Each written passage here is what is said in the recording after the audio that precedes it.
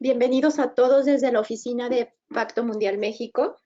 Les agradecemos a todos los que están conectados el día de hoy para hablar justamente sobre integridad, uno de los temas que más hemos recibido peticiones de que quieren un webinar y bueno, pues aquí estamos listos. En esta ocasión tenemos un invitado muy especial y bueno, me presento, mi nombre es Victoria Tapia de Comunicación de Pacto y el facilitador que tenemos el día de hoy se llama Pablo Cordón. Él es socio fundador de Éticos Global. Como parte fundamental de Éticos Global, Pablo diseñó el sistema de mecanismos de denuncia Etictel, único sistema integral para la gestión administrativa de sistemas de gestión de ética a nivel regional y es consultor senior en la implementación de programas de ética aplicada para los clientes de Éticos Global. Global es parte de la red de Guatemala y bueno, espero que les guste este webinar. Cualquier cosa, ya saben, tenemos la fase de preguntas y respuestas en la parte final. Y cualquier comentario que tenga que ver con este webinar o con los anteriores o con nuestra programación por venir, pues estamos al pendientes. Les presento a Pablo. Pablo, por favor, adelante. Hola, mucho gusto. ¿Qué tal, Victoria? ¿Qué tal todos? Un placer estar con ustedes y definitivamente un gran compromiso hoy compartirles un poquito de gestión de la integridad corporativa.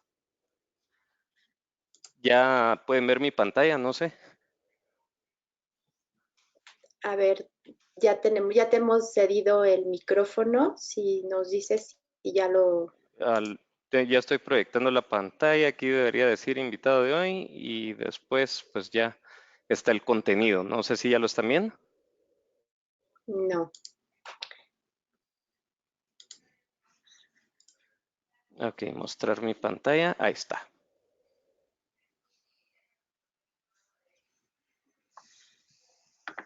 Ahora sí pueden ver mi pantalla. No, todavía no te vemos. Ya estamos. Ok, perfecto.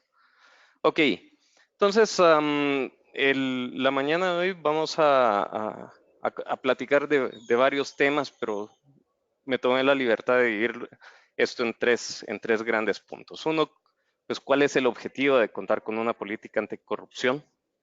Dos, cuál es el principio 10, recordarnos un poquito el concepto básico. Y tres, cómo construir las bases de un programa contra la corrupción. Entonces, vamos a empezar por lo primero. ¿Cuál es el objetivo?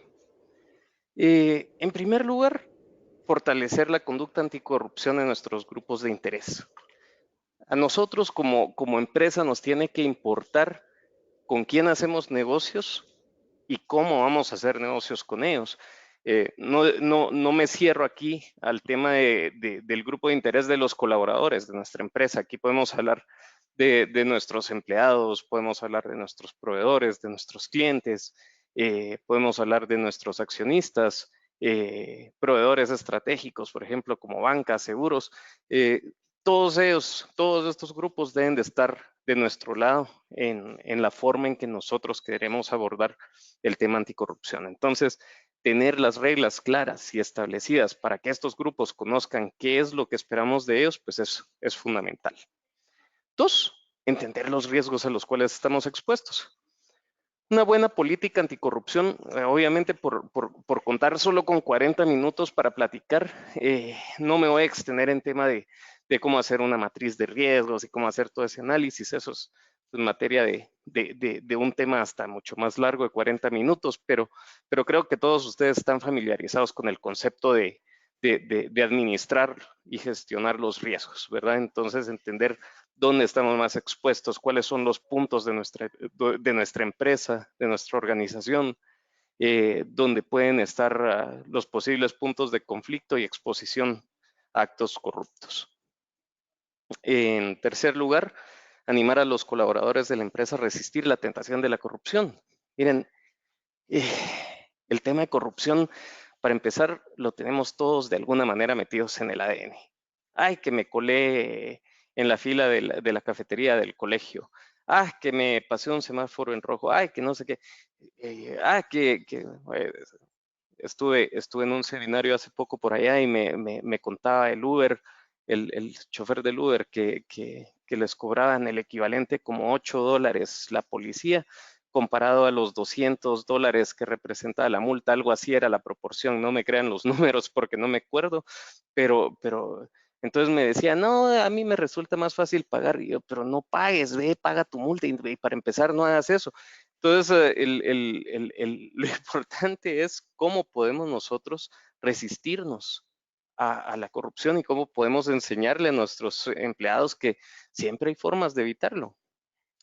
Mejorar continuamente nuestro esfuerzo por mantenernos limpios de corrupción en la empresa. Pues miren, es difícil porque a veces es en cuestión de tiempo, un trámite, que se va a tardar 2 meses, pero si invito a desayunar a este fulano, pues pasan el expediente para arriba, o lo invito a cenar, o qué sé yo, un paguito por facilitación. Son tentaciones y es difícil mantenerse limpio. O sea, como empresario yo también sé lo difícil que es decir no y sé lo complicado que es a veces decir, vaina, ¿por qué no hago las cosas mal? pero mantenernos limpios de estas tentaciones y mejorar continuamente en nuestros esfuerzos para que eso no suceda, pues es parte fundamental de las políticas que tenemos que tener. Cuidar nuestra reputación ante las consecuencias de la corrupción. Miren, el tema reputacional es clave, es fundamental. Mucha gente no le presta atención a eso, pero por ejemplo, no sé quién nos escucha en este momento, pero hay proveedores del Estado, hay proveedores de empresas, perdón, que ya hay ya empresas grandes que si ustedes como empresa cometen un acto de corrupción y se enteran sus clientes, inmediatamente los cortan como proveedores. Eso lo he visto personalmente aquí en Guatemala. Y clientes, bueno, y también lo he visto en otros países por otras operaciones que manejamos en Latinoamérica. Pero sí, los clientes, mientras más grandes son, ya más exigentes se vuelven con sus proveedores. Y nosotros como empresa también debemos de ser exigentes en este tema. Cuidar nuestra reputación, porque si nosotros contratamos a alguien que está metido en actos de corrupción, al final de cuentas vamos a parar salpicados. Y finalmente, ¿y aquí qué pasó? Convertirnos en aliados estratégicos clave para nuestros clientes, ya que reducimos su exposición al riesgo y somos confiables. Bueno, pues lo acabo de expresar en el punto anterior. Entonces, bueno, hablemos. El principio 10 dicta: las empresas deben trabajar contra la corrupción en todas sus formas, incluidas el soborno y la extorsión. ¿Y qué es soborno y qué es extorsión? Veamos un poquito de eso. ¿Cuál es la diferencia? Esta pregunta me gusta hacerla abierta, pero también por tiempo nos vamos a ir. El soborno y la transacción envuelve una relación transaccional, en donde hay una parte que usualmente vende y otra que compra. Entonces, la extorsión se da cuando el que compra le pide al que vende algo a cambio de hacer negocios. Mientras que el soborno es en la forma contraria.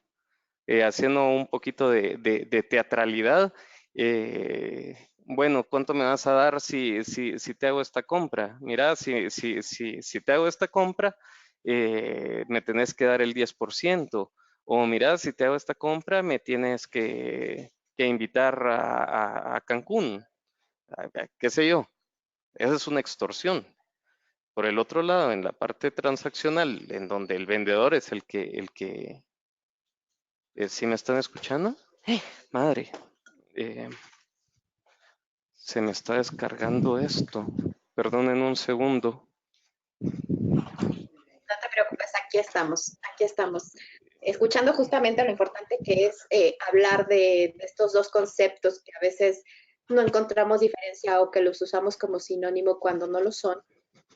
Y la importancia sobre todo de entender estos conceptos en acción. O sea, a veces no nos atrevemos a poner este concepto sobre una acción que está sucediendo dentro de la empresa. Y es muy importante catalogarlo como tal cuando sucede para justamente evitarlo. seguimos ahorita esperando a Sí, Pablo. permítanme un segundo, solo estoy estoy cambiando el handsfree que como suele suceder, el principio de Peter, ¿verdad? Cuando si algo puede ir mal, va a ir mal. No te Entonces, preocupes, estamos aquí. déjenme un segundo. Esto sí no lo tenía previsto. Para los asistentes que nos están escuchando, si van teniendo dudas o comentarios, los pueden ir alojando en el área de preguntas. Aunque vamos a leer al final, a veces cuando estamos escuchando es más fácil al momento que lo escuchamos y tenemos la duda externarla para que podamos empezar a determinar pues sus inquietudes. Y les Ahora sí me agradecemos a escuchan. todos los que se están conectando. ¿Me escuchan? Sí, Ah, fantástico, va. Solucionado el problema de forma rápida y expedita. muy Em, bien, Pablo, te cedo los micrófonos y continuamos con esta diferenciación entre extorsión y soborno. Entonces está haciéndoles una relación un poco teatral. Entonces me quedé en que cuando el que solicita el pago es el comprador, pues es una extorsión. Caso contrario, pues cuando estamos hablando que es el vendedor, donde le ofrece, mira, pues no te preocupes, hazme la compra, ponme la orden de compra, y yo de mi comisión te cedo la mitad, o peor es cuando hay una política institucionalizada por el lado del, por el lado del proveedor, en donde ya tienen incluso presupuestada la coima o el soborno. ¿Cómo le dicen ustedes en México al soborno, a la mordida, cómo es?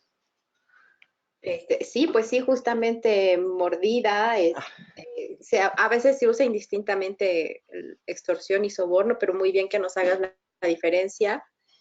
Eh, no sé, a otras le llaman irte por la libre, ¿no? Ok, Evitar de alguna manera, pues justamente el buen comportamiento y la formación por ética y valores. pues fantástico. Entonces la mordida, eso era lo que quería comprobar si lo decíamos igual. Ahora, visto desde el punto legal, ahí están ya las figuras penales. No me voy a meter mucho a eso, pero ya es cuando escuchan la parte del cohecho activo. El cohecho activo es el que activamente ofrece el soborno y el cohecho pasivo es el que lo recibe. Entonces, ¿qué sucede? Ahí está la relación transaccional nuevamente.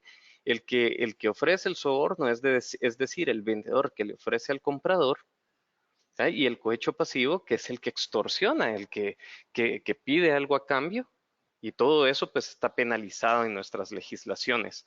Yo tengo idea que la ley mexicana y guatemalteca en ese sentido pues tienen la misma tipificación y básicamente la conceptualización es la misma.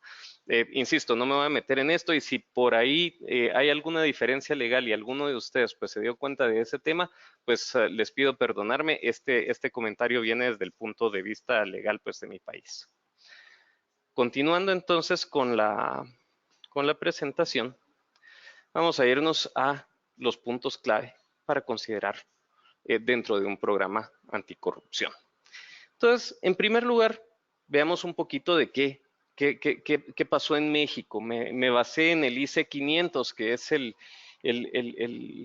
índice de integridad corporativo 500 que sacó Mexicanos contra la Corrupción.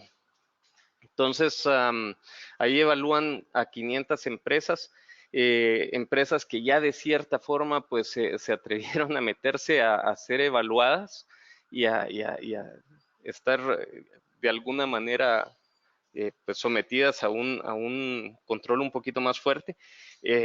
Y se encontraron en que de estas 500 empresas, el 59%, casi el 60%, publicó programas de anticorrupción en su página web. Y el 72% publicó también su código de ética. Miren qué interesante. Más adelante vamos a ver cuál es el problema, porque es muy bonito tener las cosas en la página web, pero ahí vamos a ver qué sucede en la realidad. Entonces, los valores de la pared a la acción. Si se dieron cuenta al principio, pues platiqué tener las reglas claras. Los valores nos dicen precisamente qué es lo que nosotros consideramos como empresarios o qué es lo que nuestra empresa cree que debe ser la forma correcta de hacer negocios. Cuando dice integridad, respeto, trabajo en equipo, no sé, ahí ustedes conocerán los que tienen pegados a la pared, pero muchas veces solo son cuadros pegados a la pared. Entonces los valores deben de ser bienes que nos perfeccionan. A mí me gusta mucho esta definición porque es un bien libre que perfecciona a las personas que toman la decisión. Y los valores éticamente son aquellos que van a hacer felices a las personas. Si nos metemos a la parte filosófica, la ética lo que busca es la felicidad de las personas y la congruencia con su naturaleza espiritual y racional. Entonces, los valores deben de traducirse en conductas prácticas. A mí no me gusta hacer esto celestial, decía una persona que conocí hace poco. Los valores no son temas celestiales en donde solo los ángeles lo cumplen. Los valores son acciones y conductas prácticas que nos deben de llevar a comportarnos de acuerdo a las políticas de nuestra empresa. Yo siempre digo que si una empresa tiene sus valores bien claros y las acciones que representan estos valores, esas conductas prácticas que representan los valores, no solo están haciéndole un favor a su propia empresa, porque van a tener personas que se van a comportar correctamente, sino también le están haciendo el favor a la sociedad, porque están formando personas correctas, personas que se portan bien, personas que están interesadas en actuar correctamente, en darle buen ejemplo a sus hijos, en ser buenos y mejores esposos, ser buenos y mejores hijos. En fin, se hace un gran bien para la sociedad, no solo para la empresa. Esa es la parte que más me gusta a mí. Entonces, ¿qué es un código de ética? Un código de ética es un documento corporativo, formal de la empresa, en el que se representan los valores, ¿verdad? Y esos valores se traducen a criterios y normas que nos van a ayudar a actuar ante dilemas y situaciones empresariales en los que se considera, especialmente, disculpen que lo lea, pero es una definición que me gusta, especialmente relevante que todos los directivos, colaboradores sigan esas pautas de actuación aprobadas y definidas por la organización. Bien, a la larga, el código de ética dice lo que hablaba anteriormente. Los valores puestos en acción, los valores puestos en conductas prácticas. Ok, respeto. Bueno, ¿qué es respeto?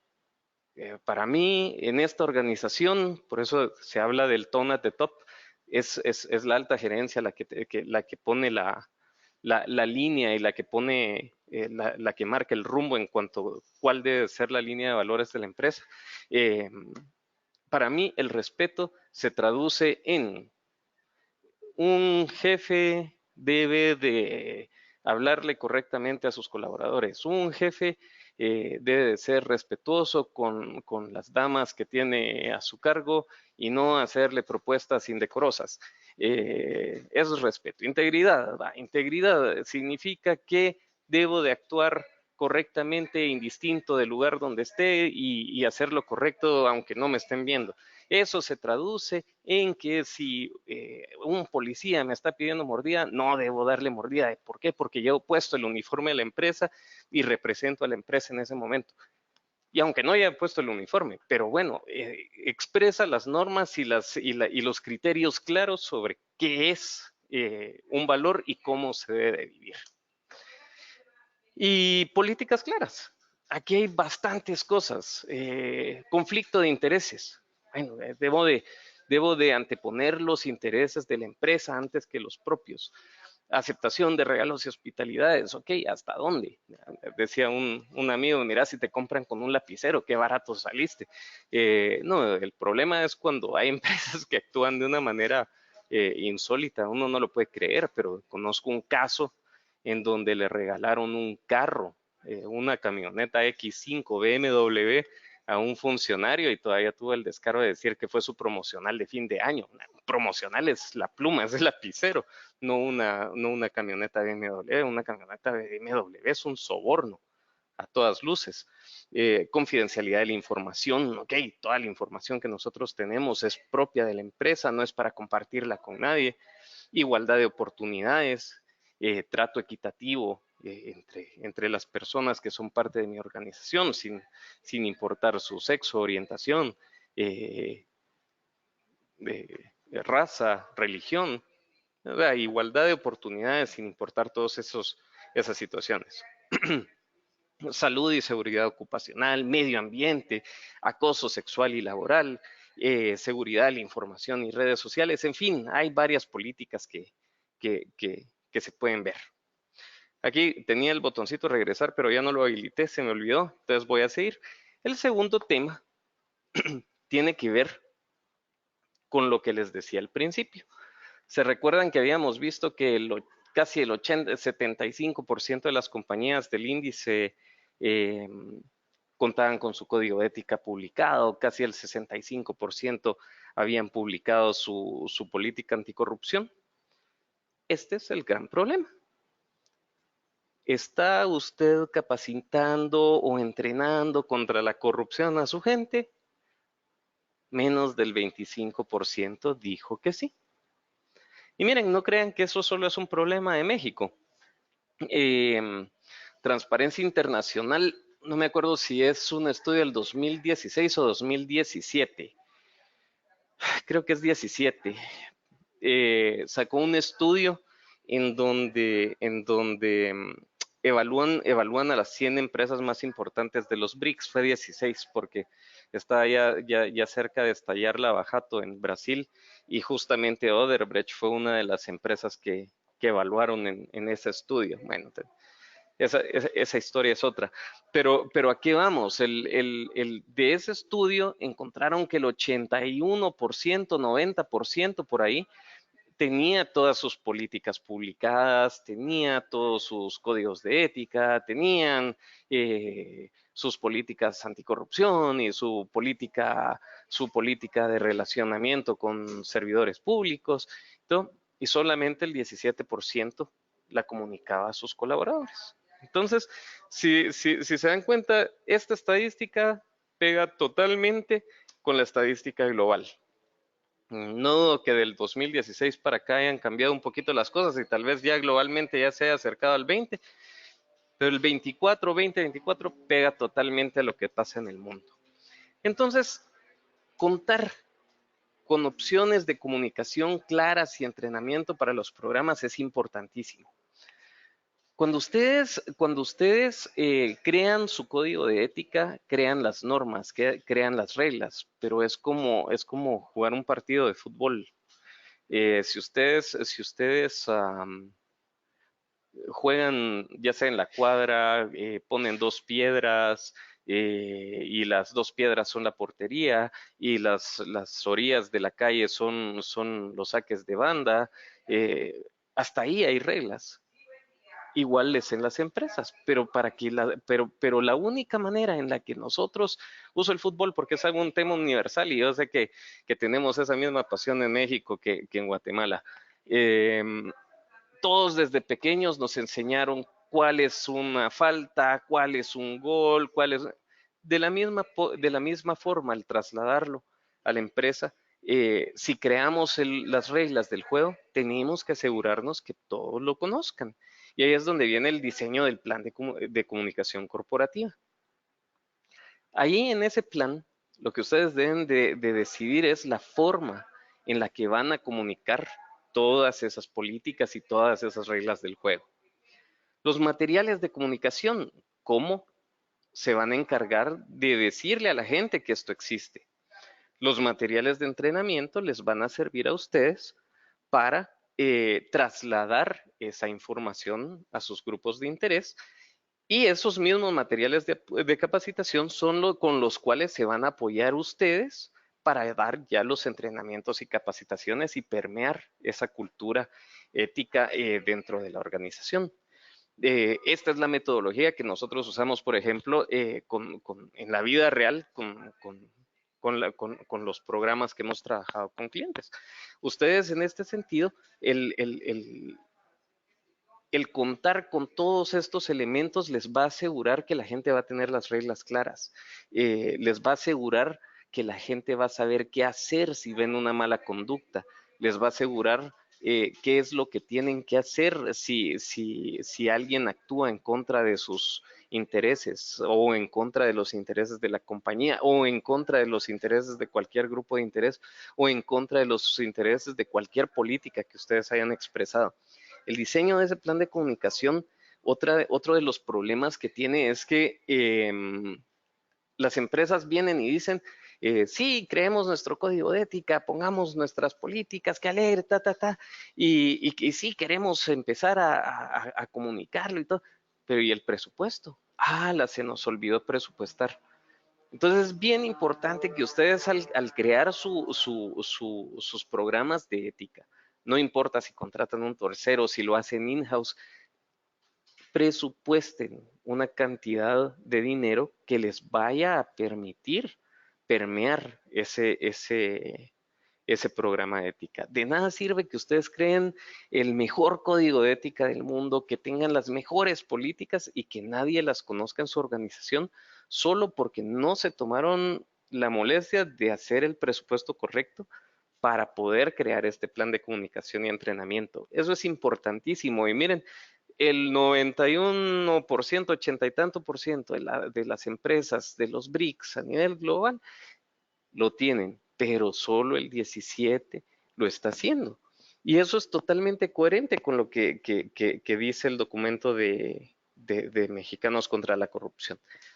Entonces, la comunicación y el entrenamiento son fundamentales. Finalmente, para ponerle dientes a su programa de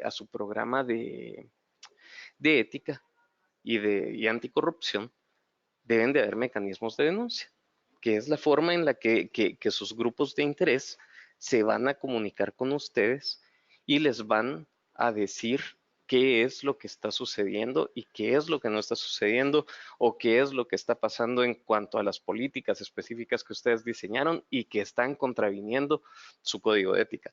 Entonces, contar con líneas de denuncias es clave. Esta estadística me llamó mucho la atención. ¿Y qué es lo que sucede? Cuando uno se pone a darle una revisadita un poco más profunda a este 67%, ah, es, es un problema, porque la gente lo tiene, dicen, sí, yo tengo mi mecanismo anticorrupción, mi mecanismo de denuncia, pero tengo un buzón de sugerencias. Muy bien. Recuerdo que en una oportunidad fui a una empresa y me dicen, mira Pablo, y es que tenemos nuestro mecanismo de denuncia, pero nadie lo usa.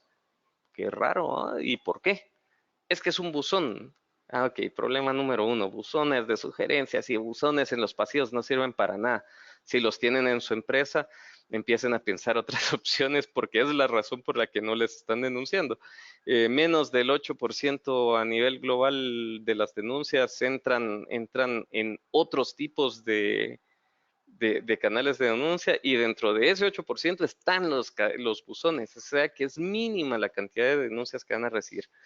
Pero lo que les estaba contando es todavía más chistoso, porque les digo, mira, y ya viste que enfrente del buzón de sugerencias tenés una cámara de control y seguridad. Entonces voltean a ver la cámara. ¡Ay, cierto! Entonces les digo, nadie, o sea, nadie en su sano juicio va a señalarles un acto de corrupción en este buzón de sugerencias si tienen el temor de que van a ser identificados y que hay una pequeña probabilidad de represalia. Entonces, los mecanismos de denuncia son sistemas que permiten generar confianza y seguridad para reportar las conductas que riñen con las políticas de ética y de transparencia de las organizaciones. Ustedes al diseñar sus mecanismos de denuncia deben de pensar en mecanismos que realmente se utilizan y que realmente ofrecen esa seguridad. Aquí en esta diapositiva pues no les conté cuál es la razón número uno por la que la gente no denuncia, pero estoy seguro que todos ustedes ya la saben. Se llama temor a la represalia, miedo, miedo a que me despidan, miedo a que me hagan algo, miedo a que le hagan algo a mi familia. ¿Ah? Esa es la razón número uno y el 70 y tanto por ciento de la gente no denuncia por eso, porque tiene miedo. ¿Cuáles son los mecanismos de denuncia más usados a nivel global? En primer lugar, un call center, el teléfono. La gente se siente mucho más tranquila cuando hay una línea telefónica a la cual pueden llamar y poner sus denuncias. En segundo lugar, un correo, ¿sí? Un correo electrónico a través del cual pueden hacer sus denuncias. En tercer lugar, una plataforma web en donde las personas pueden tener una forma, un web form a través de la cual, miren, y aquí es dentro de este 9%, era que les comentaba que se encuentran los buzones de sugerencias, ahí también se encuentran miren, aquí está, en la gráfica se observan los mecanismos de denuncia utilizados. Sin embargo, cuando uno de estos no se utiliza, es decir, cuando no se utiliza ni call center, ni email, ni web form, se utiliza alguno de estos otros. En el 32% de los casos, el supervisor directo, un gerente, un ejecutivo, el equipo de investigación, el compañero de trabajo, auditoría interna, y por algún lugar deberá estar el buzón de sugerencias. Entonces, es bien importante que al momento de ustedes decidir para su empresa cuáles van a ser los mecanismos de denuncia que van a utilizar, tomen en cuenta por lo menos estos tres o uno de estos tres. Hay buenas prácticas que los pueden ayudar. Por ejemplo, el hecho de contar con un correo electrónico, pero que sea con un dominio que no sea de la organización. Aquí podemos ver outsourcing versus in-house. Antes de entrar ahí, no hay nada en este mundo y no hay nada en los programas de compliance o en el diseño de programas de compliance que ustedes puedan diseñar que diga que no pueden tener mecanismos de denuncia internos. Sin embargo, las buenas prácticas sí nos orientan a que es más efectivo contar con mecanismos de denuncias tercerizados, es decir, administrados por un tercero, ¿verdad? ¿Por qué razón? El outsourcing versus el in-house. Al hablar de seguridad y confianza, contar con un servicio tercerizado causa muchísimo más confianza, porque la gente percibe. Miren, y qué bueno que me voy a detener un segundo aquí en el tema de percepción. Las personas toman sus decisiones en base a la percepción de seguridad. Como le decía más de alguna persona en alguna oportunidad, ustedes pueden tener el mejor programa de captación de denuncias. Ustedes pueden tener el programa más seguro. Ustedes pueden tener lo más completo en seguridad informática, lo que sea, en su programa de denuncias in-house. El problema es que las personas desconfían. Y aunque ustedes sepan que lo tienen también, la gente desconfía y tiene la percepción. Ojo, por eso digo percepción. No es que esté mal, la gente percibe que es mucho más seguro hacerlo con un tercero. Entonces, seguridad generan el outsourcing versus el in-house genera más seguridad y confianza. Pues sí. La percepción del uso de información, definitivamente, la gente percibe que va a ser mejor utilizada su información, sea anónima o sea que den su nombre para poner la denuncia, que si lo hacen por medio de un mecanismo in-house. ¿Reduce el riesgo de encubrimiento? También. En alguna oportunidad da otra capacitación y les decía, miren, si yo fuera el malo de la película, al primero que yo trataría de echarme a la bolsa sería los que reciben las denuncias, porque los conozco dentro de la organización, yo sé quiénes son los que las reciben. Entonces voy a llegar de primero, mira, amigo, vení, vamos a tomar algo y ahí me lo trato de ganar por las buenas. Si es una persona muy íntegra y que me dice, no, si yo recibo una denuncia tuya, la voy a pasar.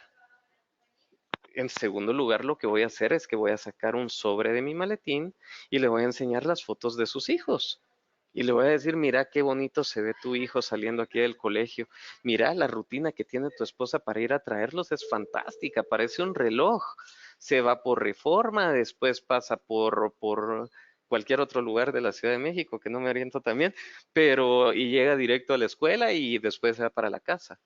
Entonces, ahí se terminó el problema para el malo, porque ya tiene seguro que pase lo que pase, digan lo que digan, este cuate nunca va a decir que él fue. Entonces, la probabilidad de encubrimiento es muchísimo más alta, por lo que contar con un servicio tercerizado, pues reduce esa probabilidad y mejora la percepción de imparcialidad, que también, igual, cuando las denuncias las reciben internamente, eh, no se sabe qué tan imparcial puede ser el manejo de esa información. Puede ser que se suavice, puede ser que se traslade de una manera en la que no parezca tan malo o que se omitan ciertos detalles.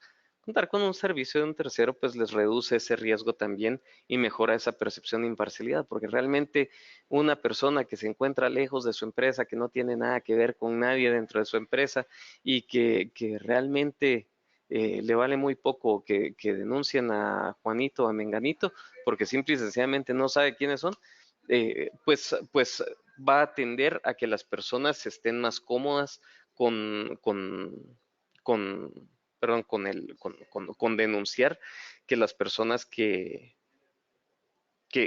no cuentan con este tipo de mecanismo externo. Entonces, quiero ver aquí. Impacto en los resultados. Veamos cómo impacta en sus resultados contar con un hotline. Contar con un hotline a ustedes les va a representar que más casos se van a detectar, mientras que el 46% de los casos que riñen con las conductas éticas de su organización o la probabilidad de fraude son detectados a través de línea ética, solo el 30% de los casos se detectan sin línea ética. Entonces, sin una línea de denuncias, eso impacta fuertemente en sus resultados. ¿Por qué? Porque las pérdidas van a ser del doble cuando ustedes no cuentan con una línea de denuncia. Tiempos interesantes, mientras que una línea de denuncia detecta los casos entre 6 y 12 meses, en un tiempo de 6 y 12 meses, sin línea de denuncia se va a 24 a 36 meses. O sea, el impacto que van a tener va a ser muchísimo más alto. Ojo que un tema bien importante también es que los mecanismos de denuncia no les van a eliminar los problemas, siempre van a haber problemas dentro de sus organizaciones. Lo que les van a permitir es detectarlos más rápido y que el impacto económico o reputacional pues sea menor. Otra cosa interesante, los casos de corrupción se detectan 1000 veces más rápido. El 50% de los casos de corrupción se detectan cuando sí hay hotlines. El robo de activos y el fraude financiero también. Así que contar con un hotline es una parte fundamental de su programa.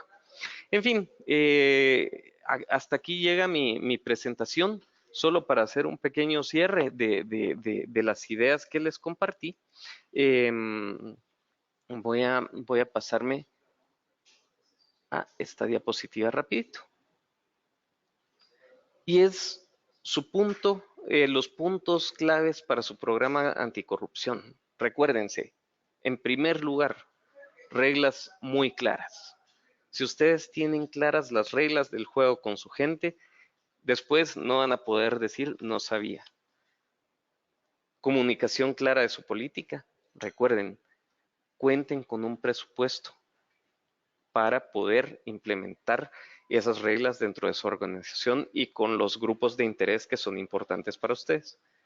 Y tercero, cuenten con mecanismos de denuncia adecuados que faciliten captar esas conductas que son poco deseables dentro de su organización. Entonces, pues les agradezco mucho. Hasta aquí llego en temas de presentación y les doy el micrófono ahora a ustedes o que puedan escribir sus preguntas y con gusto pues los puedo ir orientando. Claro que sí, Pablo. Pues muy interesante todas las aportaciones que nos haces, las observaciones para establecer un programa de integridad o anticorrupción al interior de las empresas, que justo yo creo que es una de las mayores preocupaciones de los, pues no solo de nuestros adheridos, me parece que es un tema en general, ¿no? Cualquier empresa es una de las mayores preocupaciones y de los mayores dolores de cabeza. Y bueno, en lo que están empezando a caer las preguntas, hace un rato cuando empezábamos preguntabas, ¿no? Que aparte de mordida, ¿cómo más se le dice aquí en México a este momento o este acto de corrupción? Pues se le llama, nos decía Sonia Margarita, se le llama mordida, se le llama diezmo, cooperación, cuota, pago, abono. Y en algunos casos, y muy descaradamente, es ¿y cómo o a dónde le paso su parte? ¿No? O ya de plano cuando te preguntan dónde te deposito, ¿no? Y pues de terror, ¿no? De terror pensar que este tipo de prácticas sean y Ah, sucedan a en lo, diario. en lo que llega una pregunta, me recuerdo de un caso que recibimos que fue de un proveedor de una empresa. Eso pasó en Sudamérica. Viene el proveedor y nos manda todas las fotos de WhatsApp de la conversación. Bueno, no era una conversación, eran las exigencias que le estaba poniendo un comprador.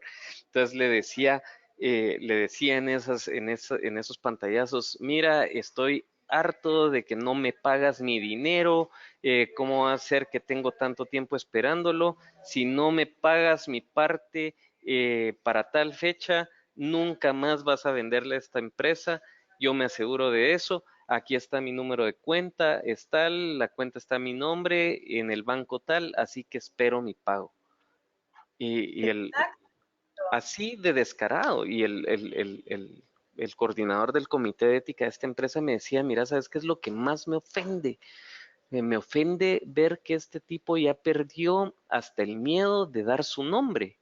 Así es. Sí, Normalmente la gente pues pone un testaferro, pone a la esposa, pone al primo, pero este ya había perdido toda la moral y ya había dado su nombre, su número de cuenta, su banco, todo, exigiendo la extorsión para poder seguir trabajando con ellos.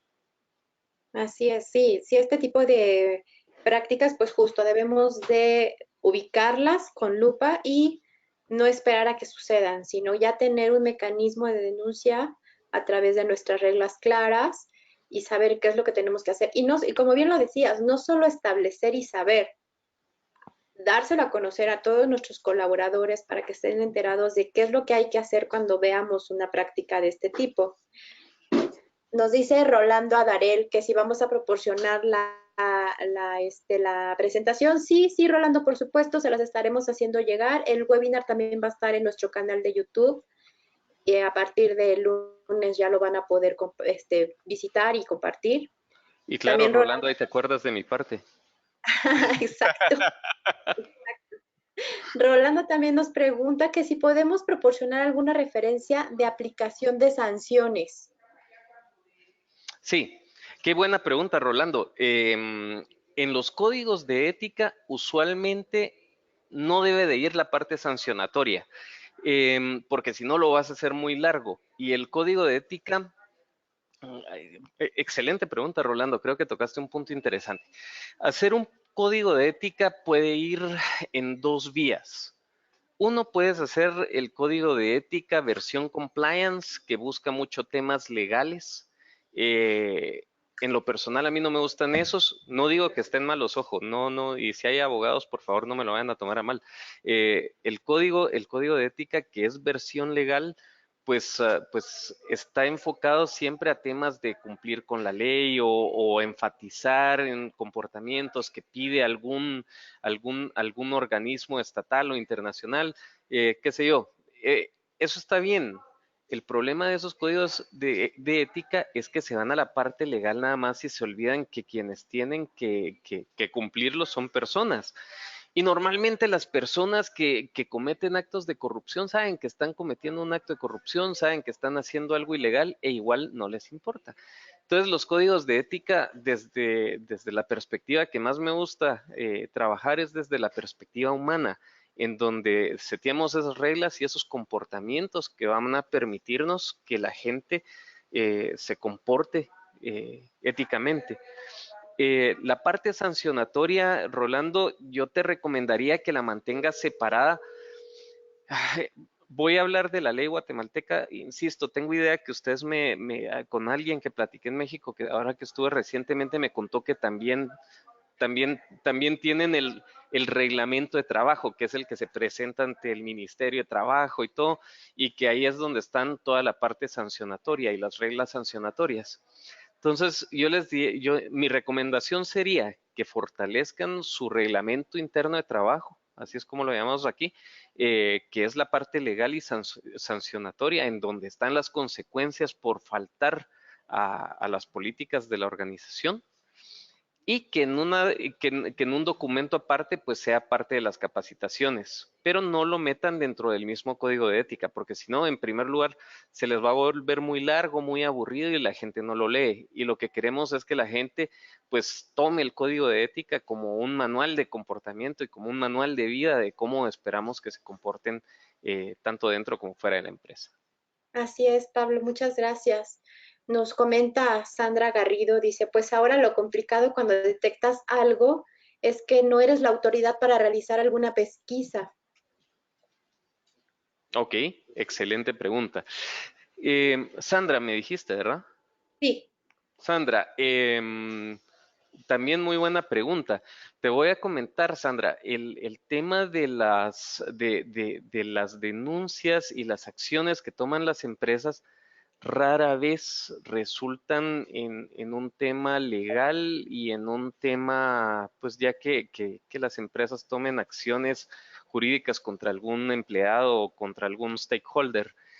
Usualmente utilizan esas denuncias cuando ya las investigan a lo interno. Siempre que se recibe una denuncia se debe de hacer una investigación y, no- y debe prevalecer siempre la presunción de inocencia hacia la persona que se denuncia, ¿verdad? Nosotros como investigadores internos de la compañía estamos obligados a probar que realmente esa denuncia es cierta y que esta persona está cometiendo un acto erróneo. Es decir, la denuncia nos levanta la bandera roja. Es obligación nuestra, pues, ir a hacer la investigación.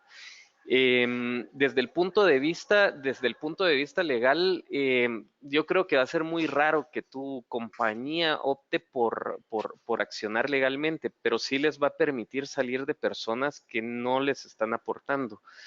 Entonces, en la experiencia que tengo, pues han sido muy pocos, pero muy, muy pocos los casos que he visto que se levanten acciones legales contra un empleado, contra un proveedor, simple y sencillamente los despiden y ya salen de la persona, ya salen del problema y les ayuda a limpiar su clima interno. Va a ser muy complicado para ti utilizar una denuncia como una evidencia ante un juez o ante un juzgado o ante una instancia legal, porque eso significa que la persona que hizo la denuncia va a tener que ir a declarar. Y rara vez vas a encontrar a una persona que esté dispuesta a ir a hacer una declaración pública. Entonces, yo creo que el mecanismo de denuncia lo que te debe asegurar es un canal donde vas a poder recibir ese tipo de situaciones que te van a permitir limpiar tu clima interno de trabajo y salir de personas que no te están aportando. Ya la parte legal, pues es un tema que tendrás que ver en cada caso y dependiendo de qué tan complejo quieran volver el proceso al interno en tu compañía. muchas gracias por esta recomendación, Pablo. También nos dicen, ¿podrías recordarme las cifras que mencionabas de las organizaciones que cuentan con políticas anticorrupción y el porcentaje que realmente educan o entrenan sobre el tema? ¿Y cuál es la fuente? Ok, aquí les pongo las cifras. La fuente les voy a decir, el nombre de la revista se llama Integridad Corporativa 500. Es el segundo informe que salió editado en el 2018 y es una publicación de una organización mexicana que se llama Mexicanos contra la Corrupción y la Impunidad. La primera edición de este documento fue diciembre de 2018, o sea, los datos son hiper recientes. Este producto fue hecho por Mexicanos contra la Corrupción, Impunidad y Transparencia Mexicana. y asumo que quien lo financió, porque aquí está el logo, es USAID. Entonces, mm, ahí pueden, en Mexicanos contra la Corrupción, pueden ir a pedirlo y se los van a proporcionar, ya sea copia digital o copia física. Yo tuve pues el privilegio que me regalaron una copia física, pero no sé si, si, si habrá para todos. Y aquí Claro. están los datos los otros datos que me preguntaron, que es la existencia de programas de capacitación y entrenamiento. Aquí se los estoy dejando para que puedan también tomar copia. Sí, que recuerden que les vamos a compartir el video de cualquier manera para que puedan verlo con tiempo y detenerse donde más les interese. También nos preguntan que cuál es la mejor forma de promover este principio a la dirección. Ajá, excelente pregunta. Si la dirección es la que no quiere promover este principio hacia el resto de la organización, ay Dios, tienen un trabajo muy difícil por delante. Eso es lo que se llama el tono de arriba, el tone at the top, es como el término gringo. El tone at the top lo que dice es el tono que desde arriba se infunde hacia abajo. Cuando la alta dirección no está dispuesta a meterse en temas anticorrupción, en temas de transparencia, en temas de ética, no hay mucho que hacer. Mi, mi, mi consejo personal es para los que son empleados, que trabajan para una organización donde el jefe, el dueño, la junta directiva, la alta gerencia no quiere cambiar el tono ético y quiere permanecer en un tono corrupto, mejor váyanse, busquen otro trabajo. En lo personal, cuando yo me doy cuenta que estoy hablando con un director así, eh, doy las gracias amablemente, me levanto y me voy y no pierdo mi tiempo, porque cuando fracase el programa de ética en la compañía, me van a echar la culpa a mí. Y realmente mientras que el culpable pues es la alta gerencia. Entonces, no pierdan su tiempo en ese sentido. Si la alta dirección, en caso de ustedes ser colaboradores de una empresa, su tono es corrupto y poco ético, busquen un lugar que los haga sentir cómodos y que vaya conforme a sus valores, porque no va a haber mucho cambio ahí. Muy bien, Pablo. Tan interesante lo que nos opinas al respecto, porque si bien es cierto que a veces nosotros no ejecutamos directamente, pero el hecho de detectar o darnos cuenta de una mala práctica y quedarnos, pues es igual que ser partícipes, o sea, estamos siendo copartícipes de algo que está mal y que no debe de ser, Así ¿no? es. Fíjate que aquí nos hacen otra exposición, es una explicación un poco larga, se las voy a leer y es interesante porque yo creo que sucede también en varias situaciones. Dice, aquí en la empresa, la dueña pidió que le lleguen directamente los correos y buzón de denuncias solo a ella. Y eso ha complicado las investigaciones y se ha generado una toma de decisión visceral. Las personas se han dado cuenta y estamos percibiendo, aún no lo comprobamos, que las denuncias desde cuentas de correo anónimas inventadas en Hotmail son para inculpar a personas que no los ascendieron o subieron el sueldo o que les caen mal. ¿Cómo prevenir, combatir o detectar esas desviaciones en el canal para ello? Ok, buenísima observación, me encanta. ¿Quién es la persona que lo hizo? ¿O no puso nombre? Fíjate que sí puso nombre, pero Ah, pero justo por la pregunta mejor no. sí, Sí, por eso lo excelente, omití, sí. porque dice aquí en la empresa, entonces no queremos decir en qué empresa, No, ¿no? sí, Algo excelente, así. sí. Mantengamos la confidencialidad. Bueno, te Gracias. voy a contar, en ese comentario dijeron una palabra clave y se llama visceral. El problema, eh, voy a tratar de ser muy objetivo en lo que voy a decir, así que me voy a poner de ejemplo. Yo soy una persona muy reactiva. Entonces, si dentro de la empresa yo no tuviera mi socia, que es una persona muy analítica, y que realmente piensa las cosas y no tuviera a las otras dos personas que conforman el comité de ética que nos ayudan a tomar este tipo de consideraciones, probablemente mis decisiones serían muy viscerales. Tomar una decisión de un comité de ética es muy complicado porque estamos jugando con, por ejemplo, lo que decían, si usan el canal de denuncia para atacar a una persona porque no la ascendieron o porque me cae mal mi jefe y voy a decir que me está acosando sexualmente para que lo echen. Es delicado porque estamos jugando con la vida profesional de una persona que puede afectarlo en lo personal, en fin, hay muchas implicaciones en una decisión de un comité de ética. El hecho de que una sola persona sea la que analiza la denuncia es el gran problema. Por eso es que se recomienda, es una buena práctica que siempre haya un comité, porque el comité les permite balancear la toma de decisiones y el análisis de cada uno de los casos. Yo les recomiendo a mis clientes cuando estamos formando los comités de ética que traten de tener diferentes personalidades. Imagínense un comité de ética donde todos son reactivos, qué locura. Que entró una denuncia que fulano de tal está robando, echen a ese, que está alguien acosando sexual, échenlo ya. Y tal vez, pero en un comité de ética, cuando hay varias personas con diferentes personalidades, cuando uno está gritando échenlo, el otro está gritando un momento. Vamos a escuchar a las partes, vamos a escuchar a la persona que puso la denuncia, vamos a escuchar al que están denunciando, vamos a preguntarle a las personas que están alrededor, vamos a ver cámaras, vamos a ver pruebas, o sea, siempre tiene que haber un balance y un equilibrio.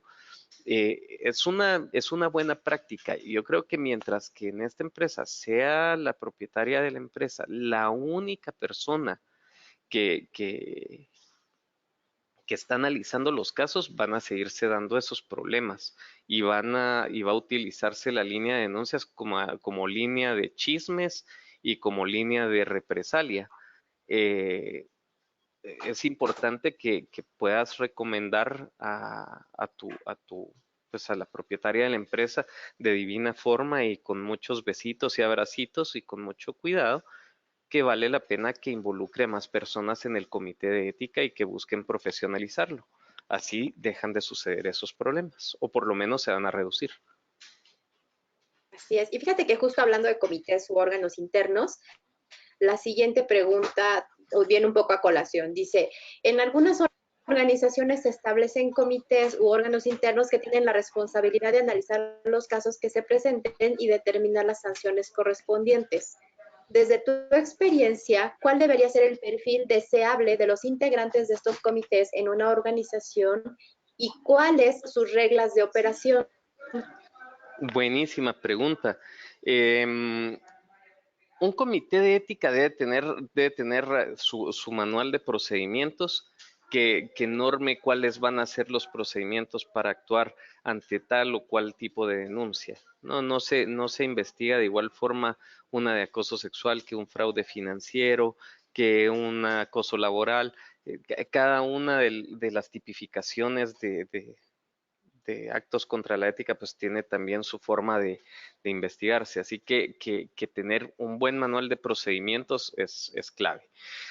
Para responder la parte de la pregunta de cuál es el perfil, yo les diría que indistinto del nivel jerárquico de la persona que constituye parte del comité, debe ser gente que goce de credibilidad. A mí me pasó en una oportunidad que fui a ofrecer mis servicios a un lugar y un amigo mío trabajaba ahí. Entonces, no, perdón, quería ofrecer los servicios en ese lugar y entonces me fui a desayunar con este amigo y le dije, mira, me interesa tal y tal cosa. No, me dice, ahí ni vayas, ahí los miembros del comité de ética, a uno de ellos sabemos quiénes son sus dos amantes, aparte tiene otra fuera de la organización, o sea, tenían gente que eran unas joyas metidas en el comité de ética y después salieron a luz unos temas de fraude, o sea, fue una cosa bien, bien, bien, bien dura para esa organización, pero el tema viene, para responder directamente la pregunta, es la gente un buen título universitario tiene que gozar de una muy buena reputación para ser parte del comité de ética. No recomiendo que sean personas también de la base de la organización, sí recomiendo que sean personas que también jerárquicamente tengan cierto peso, pero tampoco nos limitemos a solo la alta gerencia. Muy bien, muy bien. Fíjate que justo nos preguntaban quiénes sugieres que pueden conformar el comité de ética dentro de una empresa, pues ya lo has contestado, que tiene que ver con personas que gocen con una buena reputación. Así es. Preguntan, ¿cuáles son los procesos de un comité? Pues luego pasa que si ya tengo un comité y ahora qué sigue. Bueno, ¿para qué te sirve un comité? Es la pregunta que habría que hacer. Entonces, el comité de ética te sirve en primer lugar para recibir los casos. Luego, que ya los tienes en la mano, tienes que analizarlos. Entonces, el comité de ética tiene que tener una metodología de cómo analizar un caso, preguntas clave que tiene que hacerse respecto al caso. Si tienen un buen mecanismo de denuncias, pues ya el mecanismo de denuncias les permite ir dirigiendo las preguntas que las personas deben de contestar cuando hacen su denuncia para que sea más fácil el análisis del caso. Entonces ya se analizan todas esas partes del caso. Luego, dependiendo del tamaño de la organización, usualmente el comité de ética decide quién va a investigar este tema. Por ejemplo, tradicionalmente he visto que mis clientes temas financieros se los tiran a la auditoría interna, temas relacionados con acoso sexual, acoso laboral se lo pasan a alguien de recursos humanos, temas de incumplimiento de normativas legales se lo pasan a su área jurídica, en fin, ahí van haciendo la clasificación de acuerdo al tipo de caso que es. Posterior a la investigación, pues hay que analizar lo investigado. Cuáles fueron los hallazgos del investigador y sobre esos hallazgos, pues ya ir tomando decisiones y las decisiones pues deben de ser coherentes a la normativa sancionatoria que puedan haber establecido en su reglamento interno. A muy grandes rasgos ahí contesto la pregunta. Sí, muy bien. Fíjate que también nos dicen, ¿consideras adecuado implementar un software que dé seguimiento a las denuncias? Totalmente. Ese es mi negocio, pero no voy a hacer anuncios. Sí, deben de tener, una excelente práctica es contar con un software que les permita trazar de principio a fin lo que sucede con una denuncia. Sí, fíjate que a mí en mi experiencia justamente ha sido lo que más equilibrio ha dado cuando hemos implementado algún mecanismo de escucha directa con todos los colaboradores a nivel horizontal y a nivel vertical. Y no solo nos sirvió para hacerlo con los colaboradores de la empresa, sino que también nos sirvió para extender una atención al cliente directa para escuchar sus quejas. Y ha sido de lo mejor que se ha puesto en práctica en la empresa en la que estaba. Entonces yo sí recomiendo la presencia de un software porque además nos permite justo catalogar por la frialdad que tiene el software, nos permite que no sea, esta palabra que habías destacado hace un rato, ¿no? Que no sea visceral la toma de una decisión, sino que sea lo más equitativa posible dentro de lo que se está presentando para la empresa. Claro. Karen nos pregunta dónde podemos encontrar metodologías para la parte de investigación, si tienes alguna recomendación. Ay, Dios mío, depende mucho de qué quieran investigar, si es un fraude financiero, si es un tema de acoso, si es un tema de, eh, ah, ahí sí depende mucho,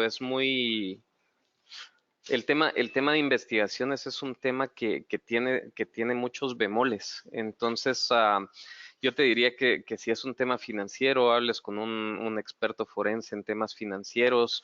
Si es un tema conductual, pues busquen el apoyo de tal vez psicoanalistas que puedan ayudarlos a hacer pruebas de veracidad de la información que están proporcionando, que quieren investigar. Ok, nos preguntan si el comité de ética es el nivel máximo, ¿qué pasa cuando alguno de ellos está incurriendo en una falta y a quién se lo denunciamos? Bueno, para eso sirven los softwares precisamente. No es mi intención pues hacer anuncio de ningún tipo, pero tengo que explicarlo de alguna forma práctica. Por ejemplo, el sistema que nosotros desarrollamos justamente cuenta con un algoritmo de identificación en donde si una persona que es parte del comité de ética sale mencionada en una denuncia, reconoce automáticamente la probabilidad de que sea de que sea un miembro del comité y bloquea el caso. Cuando sucede eso, le tira una notificación a un controlador o a un controller del comité que está por encima.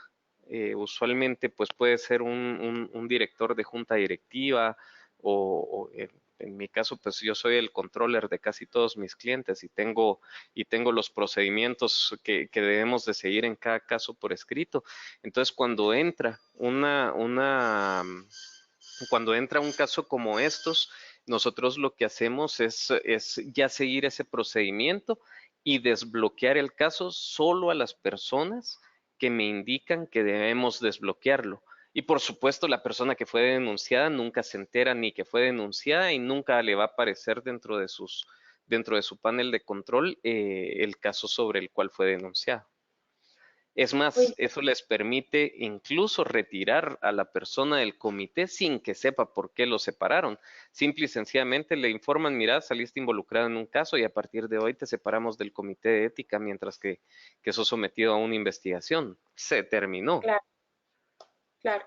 Pues yo creo que quien quiera consultarte algo lo puede hacer, Pablo. Si gustas compartirnos los datos de contacto para quien tenga preguntas tan específicas o que justamente por el tema que exponen no los quieran abrir en esta sesión de preguntas y respuestas, pues me parece pertinente que lo puedan hacer. Nosotros hemos invitado, Pacto Mundial México ha invitado a Pablo Cordón a esta sesión por su experiencia, por toda la trayectoria que tiene y porque además es adherido a Pacto de la Red Mundial de Guatemala. Entonces, nosotros estamos muy agradecidos, Pablo, con tu participación. Nos parece que ha sido bastante clara, nos has resuelto bastantes preguntas. Y sin más, si no tienes algo más que decir, nos estaríamos empezando en la fase de despedida y agradeciendo a todos los que están escuchándonos. No, pues me encanta, las preguntas que hicieron me encantaron, realmente pegaron en el blanco y complementaron al 100% los puntos que por tiempo no, pues no incluí dentro de la presentación. Siempre se nos escapó más de alguna cosita, pero con 40 minutos no podíamos extendernos tanto, pero sí las preguntas que hicieron se fueron, como decimos aquí, al hueso. Así que Perfecto. les agradezco a todos los asistentes haberme escuchado, haberse tomado su tiempo para estar conmigo y definitivamente pues aquí están mis datos, pueden escribirme y cualquier consulta adicional pues va a ser un placer para mí apoyarlos.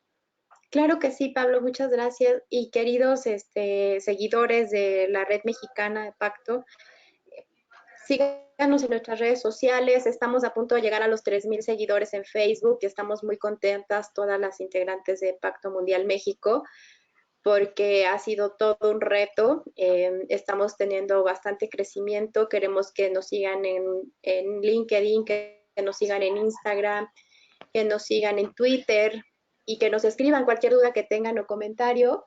Ahí siempre estamos escuchándolos, aunque no lo crean, nuestra querida Erin Villegas, que está haciendo su servicio social con nosotros, ha estado muy destacada apoyándonos en la escucha de las redes sociales.